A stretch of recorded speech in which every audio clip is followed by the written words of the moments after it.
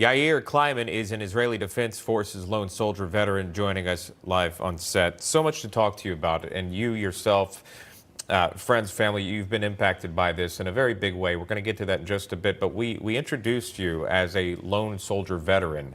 What is that? So and thank you so much for having me. So there's a big conglomerate around the world of people who live in foreign countries that believe in protecting the Jewish homeland, which is Israel, and flying in to serve in the army. They don't come in as random people. They serve exactly with the Israelis. So we had tents that we were stationed on Gaza with the Israelis. I had Bedouins in my tent. We had people from Argentina who just recently got injured actually in the reserves.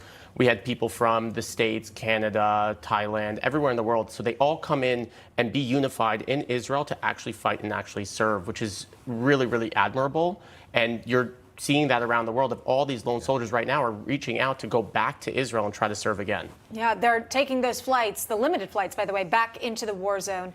We understand you served right in the region that's currently under fire. Yep. Can you talk to us about how your life changed October 7th? Yeah, so I never really spoke much about the Army since I was there, and I was there from 2010 to 2012.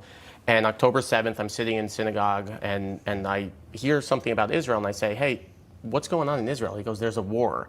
And for the first time in my life, all of a sudden, I'm getting a lot of flashbacks of what actually happened and all the horrors and atrocities that you see and that you're defending these people. And so every morning in Gaza, we would go to these families that were massacred and butchered by this terror, and they'd give you food in the morning, and they're your best friends. They invite you for Sabbath. They do everything they can just to make you feel welcome and feel loved. And even though they're under fear and constant terror, they truly cared about you, which is really amazing. So a lot of flashbacks from what happened, and that's why I've been so vocal about speaking about what's going on and fighting a different type of war that we can fight from over here.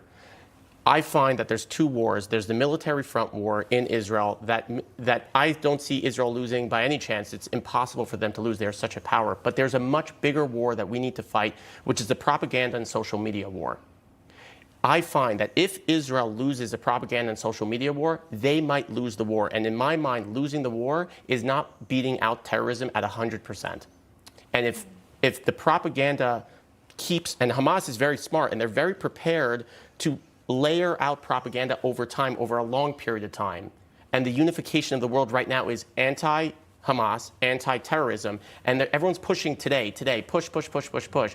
But we need people who will be there for a month, 2 months, a year from now, because if the UN or the US are pressured, then all of a sudden they'll start saying to Israel, maybe ease up. Maybe don't finish the job that you're actually doing. So we need advocates who will be there for the long run. People haven't spoken out, they need to speak out. And people who have spoken out at the beginning, be prepared. This is going to be a marathon, and we need to win it. It's interesting you said, because I brought up that tweet from the State Department earlier where it did seem like they're easing a little bit of their messaging, saying, hey, we fully support you, but we also want to make sure the way you carry this out is as safe as possible in terms of human life. But as we know from 9/11, this is war. This is very much different than any other type of attack. They are at war with this terrorist organization that essentially has, from what we understand, has completely occupied Gaza. For people that do want to escape, we get reports that they're not allowed to leave. Mm-hmm. There's no really exit point, and that goes back to the propaganda part, because if you send in Israeli forces and there are innocent civilians' lives taken, then perhaps that doesn't look good for Israel. Is that what you're getting at? Yeah, absolutely. And there's going to be a lot of Hamas uses their people for this propaganda. How many pictures do they have of somebody getting killed that maybe didn't even get killed in Gaza, maybe got killed in a different place? So they're constantly using this propaganda to show the world, oh, we feel bad for us, feel bad for us, feel bad for us. If we do not defeat them in the propaganda war, I don't think that we can eliminate 100% of the terrorism around the world. And Israel is that small little faction in the world that's defending everybody else. Mm-hmm. If there wasn't Israel, terrorism would come to here. Terrorism would come around the world. That's why everyone's saying Hamas is ISIS, because people feel ISIS because ISIS came to our doorsteps.